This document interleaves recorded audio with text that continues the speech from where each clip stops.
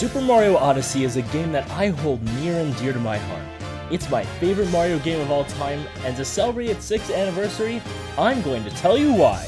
I'm SoulCakeLive, and this is why I love Super Mario Odyssey.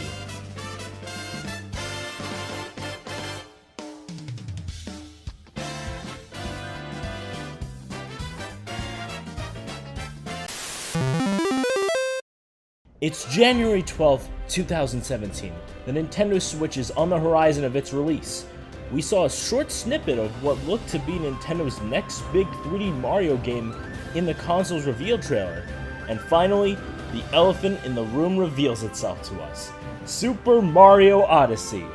What got me really excited for this game was that Mario was using his hat as a platforming gimmick. His hat! That's so cool! We later find out that the reason for this was none other than Cappy. I gotta respect Nintendo for going through all the effort of not showing Cappy's eyes throughout that entire trailer until the very end. Also, this game has the best looking Mario model ever. The hair, the overalls, the mustache, everything about it. Either way, I was very excited to experience this game in October. More so than Breath of the Wild, but that's a story for another day. While I absolutely adored the rather recent 3D Mario entries like the Galaxy and 3D series, I was really hoping to see Nintendo's modern incarnation of the 3D sandbox formula akin to 64 and Sunshine. Spoiler alert, all that excitement paid off big time, especially later at E3 2017, when it was revealed that one of Cappy's abilities was the capture system. Seeing Mario take over a Tyrannosaurus Rex and a tank with his hat was insane to see for the first time. But what was also insane to see was the grand return of one of my favorite Mario gals. That's right, fellas, I'm talking about none other than Pauline! Y'all don't understand how much I love this girl. My god. I grew up with the Mario vs. Donkey Kong games on the Nintendo DS, and now to see that she is the mayor of the Mario equivalent of New York City? Literally perfect. And she sings too! Man, I was over the moon. I love her so much. All these things and more make her miles better than Princess Peach in my books. But that's talk for another day. Now to make like Homer and talk about the journey of my Iliad when the game released.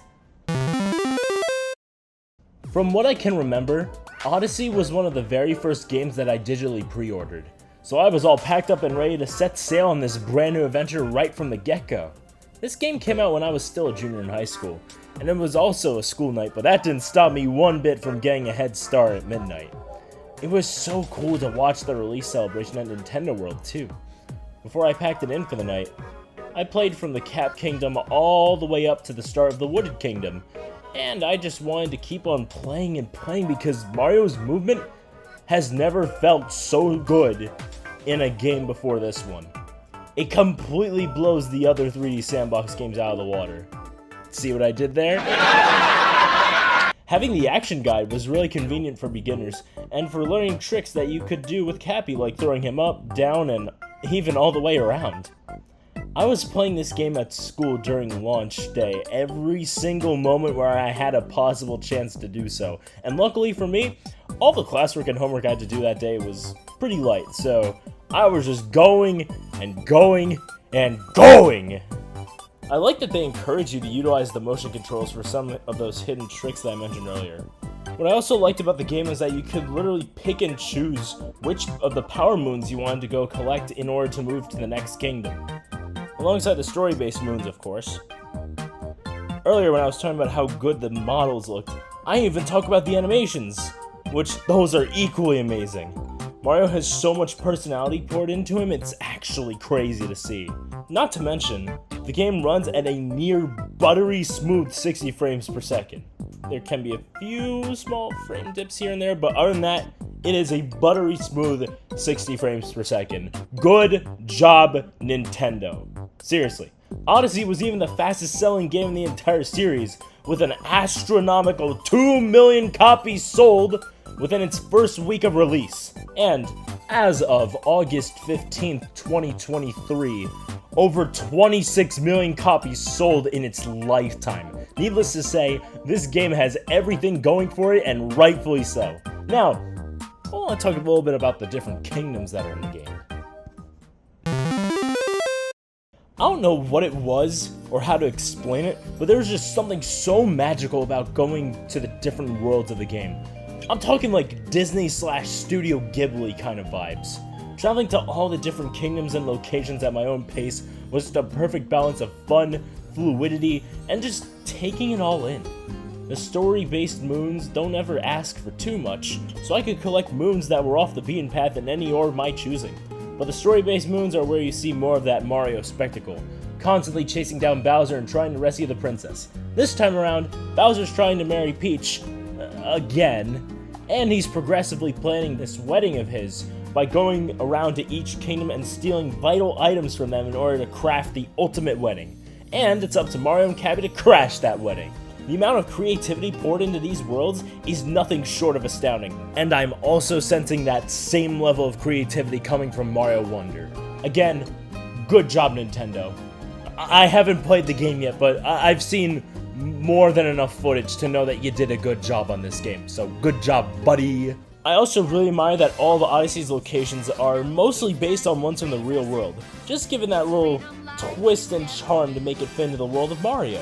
Aside from collecting the Power Moons, we also have the regional tokens, which can be used to obtain stickers for the Odyssey and other unique costumes. And speaking of the costumes, that's probably one of my favorite features in the game because you can decide to either pick a perfect combination, a complete outfit, or something that's a little wacky.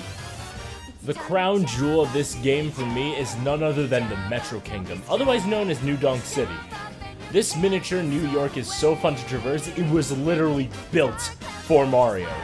Once I tried to do as many missions as possible on the motorbike. I died a lot, but it was still very fun to do. The New Donk City Festival was such a special part of the game for me that it just felt like a celebration of what Mario is supposed to be.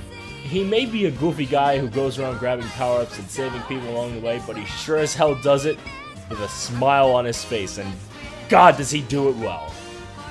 I hope that Mario gets more songs like Jump Up Superstar and Break Free lead the way, especially if a certain one-up girl gets to be the one singing them. There is not a single kingdom in this game that ever manages to be boring to me, including the kingdoms that are specifically designed to just have one boss fight, like the Ruined and Cloud kingdoms. Where Mario Odyssey really becomes replayable, for me at least, is the side content that it has. So let's get into that before wrapping things up. Super Mario Odyssey has lots, and I mean lots, of Power Moons. Tons even. 830 to be specific. And more than half of these moons come from all the post-game and side content that progressively becomes available once you complete the main story. Which doesn't take terribly long on a traditional playthrough. You could probably have it done within 5 to 10 hours or less depending on how you play. And that's the beauty of it. It's all up to you however fast or slow you want to progress through the campaign. For me, it's always a different song and dance with each run. What's cool is that whenever you reach a proverbial fork, Cappy's words, not mine, in the main game when choosing which kingdom to go to next, that actually determines the destination of certain portal paintings that are scattered across the worlds. Not to mention, when you complete the game, you release the extra moons from the power rocks in each kingdom, including the Mushroom Kingdom in Peach's Castle. Not only is this a cool reward for finishing the story, but it also has tons of very nice homages to Super Mario 64, though with a bit of a modern spin on the place. A fair amount of Odyssey's side missions are things like racing, volleyball, jump rope, and some cool scavenger hunts that encourage you to make use of the Switch's screenshot feature. Speaking of screenshots, the photo mode that comes with the game is also very fun to mess around with on top of things. In some cases, it can even help you find specific moons that you wouldn't have been able to see otherwise. Some moons even have you walk a dog. And for some of the moons, well,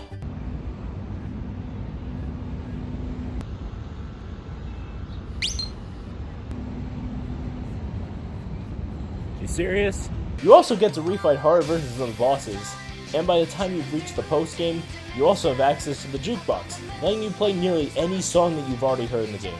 Pick your favorite to collect more moons with. And of course, you will also have access to Luigi's Balloon World. To this day, I think it's a really fun game mode, especially good for grinding coins, for costumes and extra moons if you want to bring your grand total to 999. Yes, that's a thing you can do, by the way. The more you give to Super Mario Odyssey, the more it gives to you.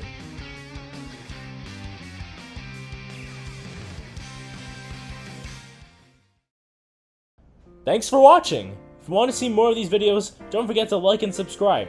What's your favorite Mario game? Let me know in the comments down below. Before I go, I want to give a huge shout out to Ages Rings for making this video's thumbnail. Go show them some support. Mario Odyssey is many things, and the best controlling 3D game in the series is just one of those things. There's so many amazing things that I haven't even said about the game, so just do yourself a favor and go play this behemoth of a video game if you haven't already. One of these days, I really need to get my hands on the extended art book for this game. I would have loved to see Rosalina absolutely shred a guitar. Anyways, this was why I love Super Mario Odyssey. Thank you, and take care.